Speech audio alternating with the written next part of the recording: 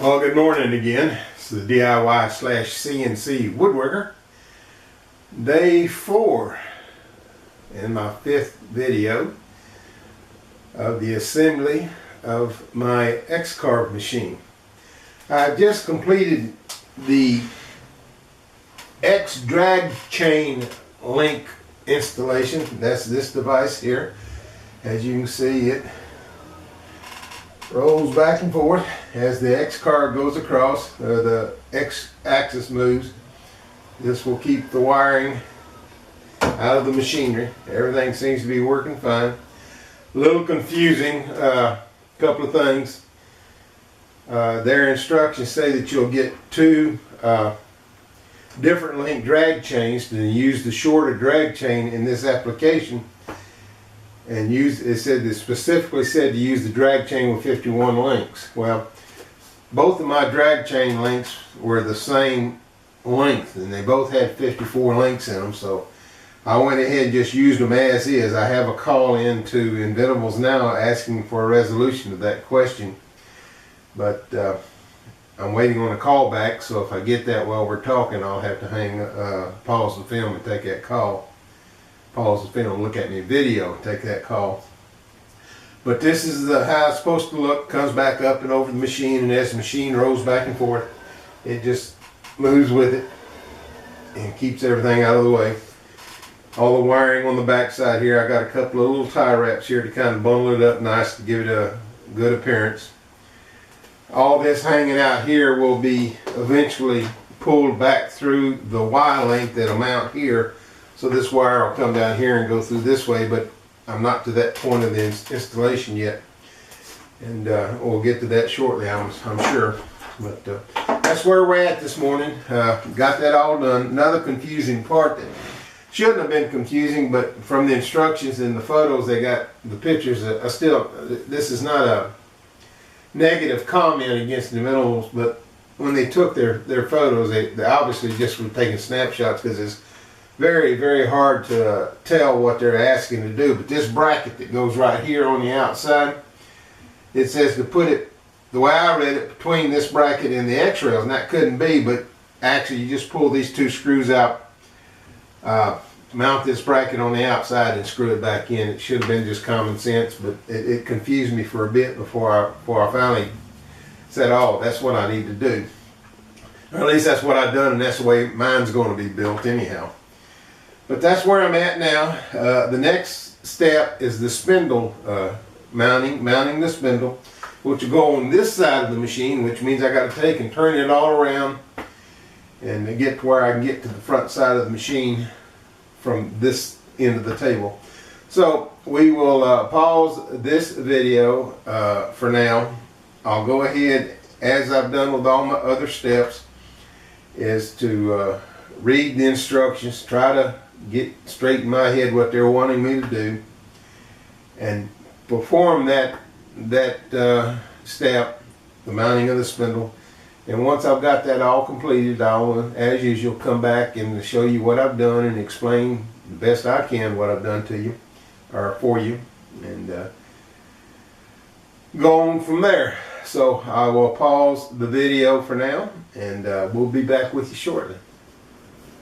Okay folks, I'm back. We're through with that step, which was assembling the motor carriage here, putting all this on the X-Carve, or the Z-axis rail, and it's all in, all assembled, all wired.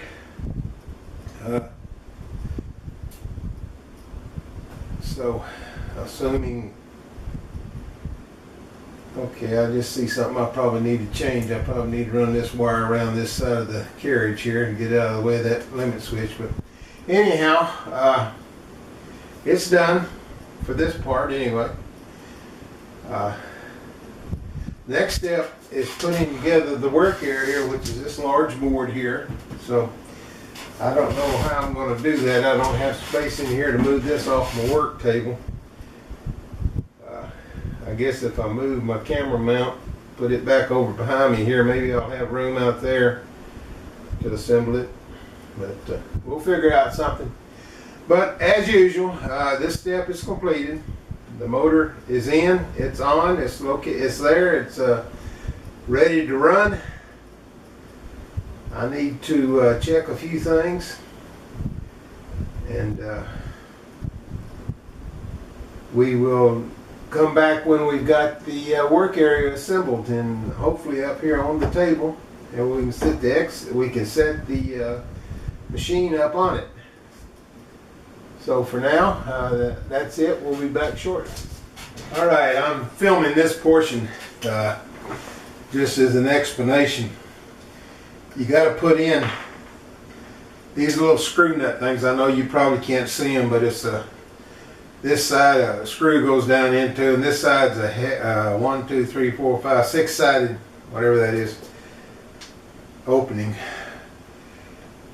In my toolbox, I have these little tools, and I thought it would fit, but it was just a tad undersized. It looked like it fit, but it's just a tad loose, and in the process of drilling and screwing, all it was doing was rounding my edges down. So I went down to the local Lowe's hardware store, and they didn't have anything that would do what I needed, but what I found was this is a 5mm socket,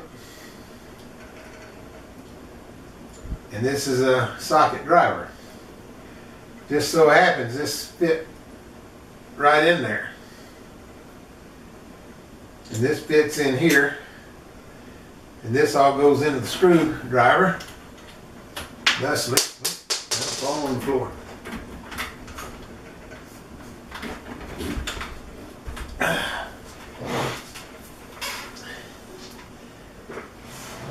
And then I put this on the end of here, and then it just drives right in there perfectly. So it works just fine. I got the torque on my drill driver set at about 20. That seemed to be about the right amount of torque. I had it higher, but it was too high, so I turned it down. 20 worked. But anyhow, I think they said there was 144 of these. I've got 6 left to go. I'm going to go ahead and pause the video, put those 6 in, and then continue on with my wasteboard assembly. But I just wanted to point out that if you're doing this, you may have to do something like what I did if you don't have the tool that'll fit it. So, be back with you shortly. Okay, folks. Here it is. One each. I don't even know what I got. I'm so tired. One each X-Carve. All assembled. Of course, the wiring running off the end. This is the wiring. It goes to the control panel, the control box, or the electronics as they refer to it in their instructions. That's for tomorrow because I'm slap tuckered out. But got it all in. Got the Z-axis working up, and I say working on, installed. The motor installed, the spindle, I should say, installed. Got the drag links for the X travel on, and the drag link over here for the Y travel is on and hooked up. Wiring all pulled through it. Whew. I did make one mistake. I had my left to my right and to their right, and my right to their left, and I had wired up a motor on the right side. It should have been wired on the left side. Dual wiring. I had to change that out. No big deal. Just going over there and removing some wires. But I figured it all out, fortunately, and corrected that. Didn't take long, 10 minutes or so. But this is it. This is the whole shooting match. And let me tell you, this puppy gets heavy when you put this great big MDF work table on it. It's sucker's heavy. It ain't going anywhere by itself. So anyhow, we're all set up. We're all done with that. I'm done for the night. We got, like I said, we got the electronics to hook up. That's all this loose wiring here. That's all got to be hooked up to the controller, which will control everything. Hopefully it'll sit over here. If not, I'll have to build me a little table underneath here, a little shelf or something underneath here for it to sit on. But I'm done. See you tomorrow or the next day. For now, it's the DIY/CNC woodworker. Tired but finished.